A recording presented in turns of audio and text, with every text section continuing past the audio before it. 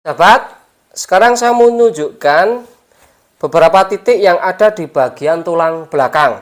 Di sini titiknya sangat banyak dan condong dikuasai oleh jalur meridian kandung kemih. Apa saja dan apa yang perlu diperhatikan? Simak sampai habis.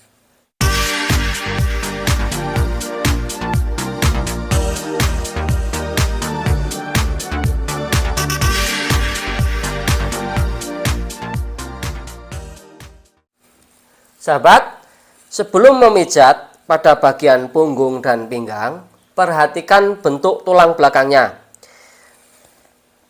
Pada bagian dada kita bisa ganjal dengan bantal di sini, atau kedua tangan menggenggam di depan dada, kanan dan kiri, itu bisa.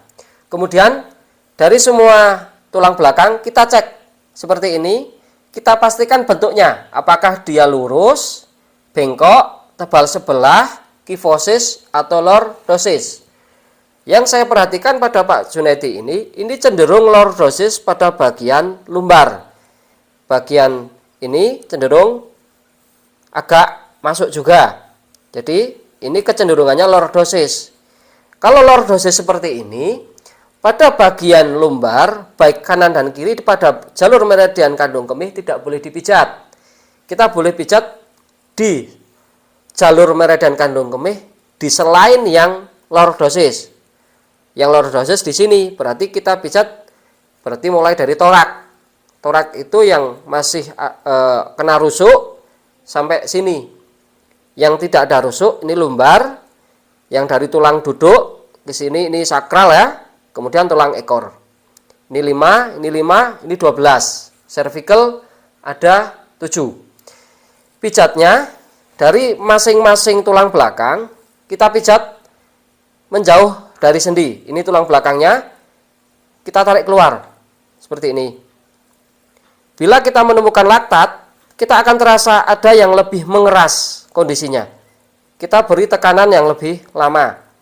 Bila tidak ada, berarti aman kondisinya. Pada bagian yang lain sama. Di samping tulang belakang persis. Oke, di sini untuk yang mengalami lordosis tidak boleh ditekan. Tapi yang mengalami kifosis boleh ditekan. Bagian ini. Kemudian pada bagian belakang ya, masih meridian kandung kemih. Yaitu meridian kandung kemih yang di luar. Di luar itu di mana? Ini segaris dengan di bawah belikat. Ini belikat. Perhatikan otot punggung ini. Otot punggung ini ada kanan dan kiri. Di sini pada bagian ini kita cenderung tekan ke dalam, ya sebaliknya ya. Jadi kalau yang tengah kita keluarkan, kalau yang samping kita tengahkan seperti ini. Di celah ototnya, biasanya di beberapa jalur di sepanjang samping otot punggung ini akan mengalami beberapa titik yang kalau orangnya bermasalah akan nyeri, baik kanan dan kiri. Sehingga terapi terhadap kondisi pasien kita sesuaikan. Kalau sakit kita bisa pijat lebih lama atau penekanannya lebih keras. Tinggal sesuaikan mau pijat yang keras 15 detik atau pijat yang lama sampai lunak.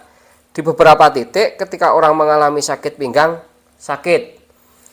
Kemudian yang tidak kalah penting yang menjadi poin adalah titik yaitu di ujung pantat.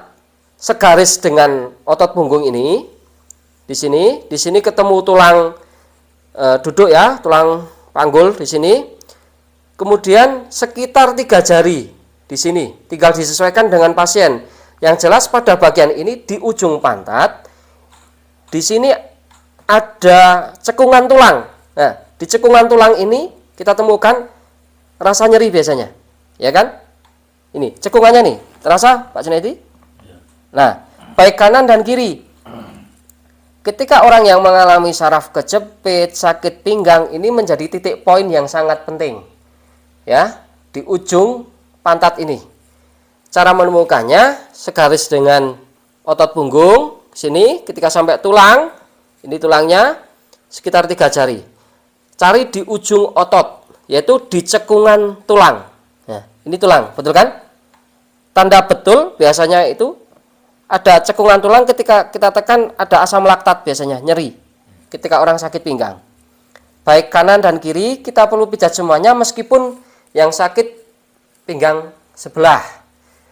Selain itu, perhatikan bentuk pada tulang di bagian pantat. Biasanya beberapa kasus orang saraf kejepit mengalami tinggi sebelah, baik tinggi permukaannya maupun tinggi panggulnya, ada yang berbeda. Nanti tinggal disesuaikan pada bagian terapinya. Sisi lain dari semua jalur meridian ini, kita perlu perhatikan ketika kondisi skiolosis. Kondisi skiolosis, beberapa pasien di sini mengalami pembengkokan. Ketika bengkok, biasanya kecenderungan otot akan menebal sebelah, sehingga punggung yang kanan biasanya akan tinggi atau kanan yang kiri yang lebih tinggi. Kondisi seperti ini akan mengakibatkan bentuk punggung tidak rata karena tulang pada bagian tulang belakangnya ini juga bengkok.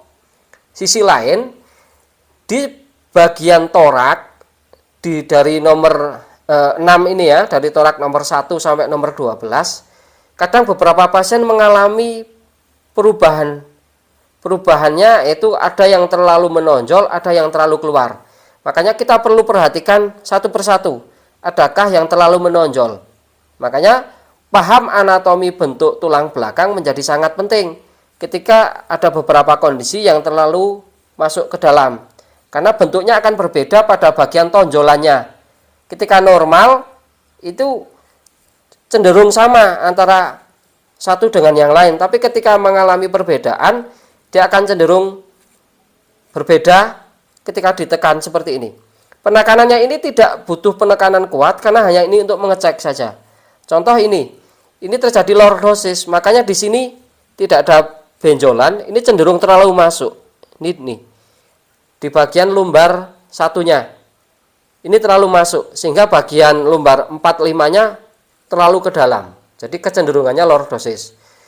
Yang kifosis kan nonjol ya, jadi seperti ini. Sedangkan yang ini terlalu masuk. Ada juga yang berbeda bentuk. Kadang pinggulnya tinggi sebelah, yang ini condong tinggi yang kiri, yang sini condong tinggi juga. Sebaliknya ada yang melintir.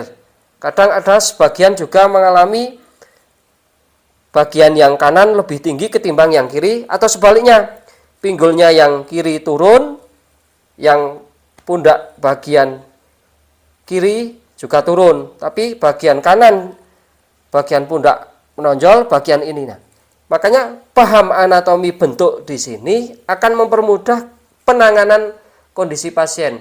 Kita harus terapi berdasarkan kondisinya sehingga tidak akan salah dalam melakukan treatment terapinya. Semoga bermanfaat.